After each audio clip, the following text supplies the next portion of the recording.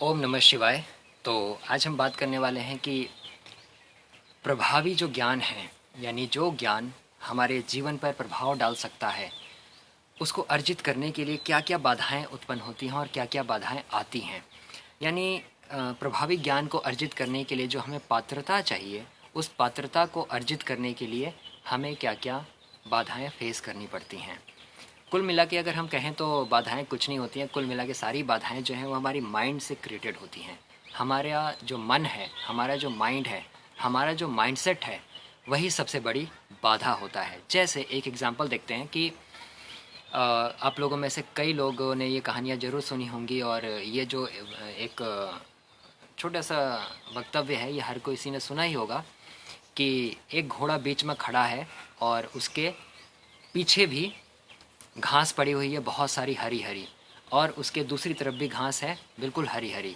तो पहले घोड़ा क्या करता है कि थोड़ा सा चल के उस घास की तरफ जाता है। जैसे ही थोड़ा सा चल के जाता है, तब तक पीछे जैसे ही वो देखता है, सोचता है नहीं यार वो घास अच्छी है, तो वो दोबारा इस घास की तरफ मुड़ के चलना शुरू कर देता है।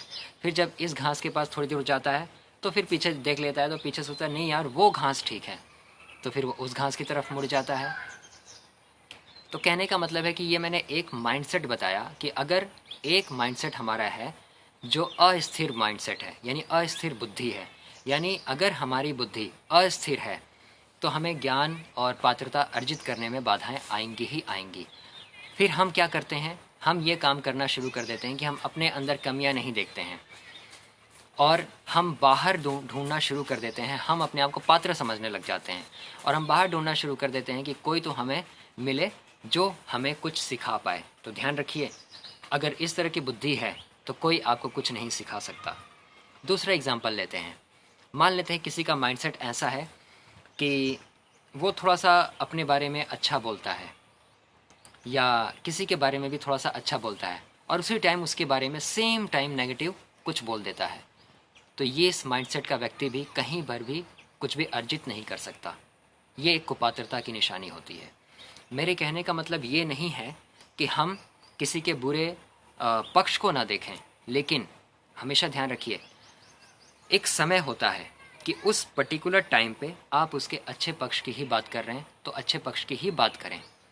अगर किसी एक पर्टिकुलर टाइम पे आप उसके जो नेगेटिव पक्ष हैं उसकी बात कर रहे हैं तो आप उसके नेगेटिव पक्ष की ही बात करें। ये वैलिड होता है। लेकिन सेम टाइम पे 2 करते हैं फिर -2 कर देते हैं, तो आप कहाँ रहेंगे? आप रहेंगे 0 पर।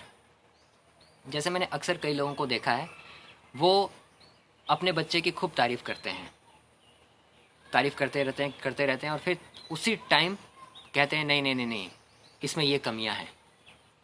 या फिर उनकी पहले कमियां बताते हैं टीचर से और फिर कहते हैं नहीं मेरे बेटे में तो अब ये प्रॉब्लम नहीं है, मेरे बेटे तो ये है, मेरी बेटी तो ये है।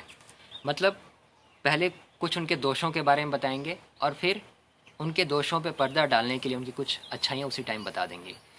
तो हालांकि ये समझने के लिए बहुत बारीक एक माइंडसेट चाहिए कि मैं कह क्या रहा हूँ। दोबारा से मैं कह रहा हूँ कि कहने का मेरा मतलब ये है कि सेम टाइम पर अगर हम किसी एक चीज़ पे अगर फोकस करते हैं तो हम उसको इम्प्रूव कर सकते हैं।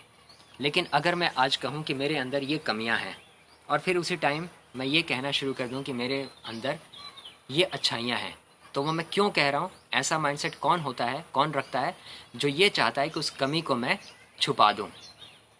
तो एक तरह से हमारा जो फोकस होता है ये कहने में, वो होता है उस कमी को छुपाना। तो इस तरह का जो माइंडसेट है वो कभी पात्र बन नहीं पाता है।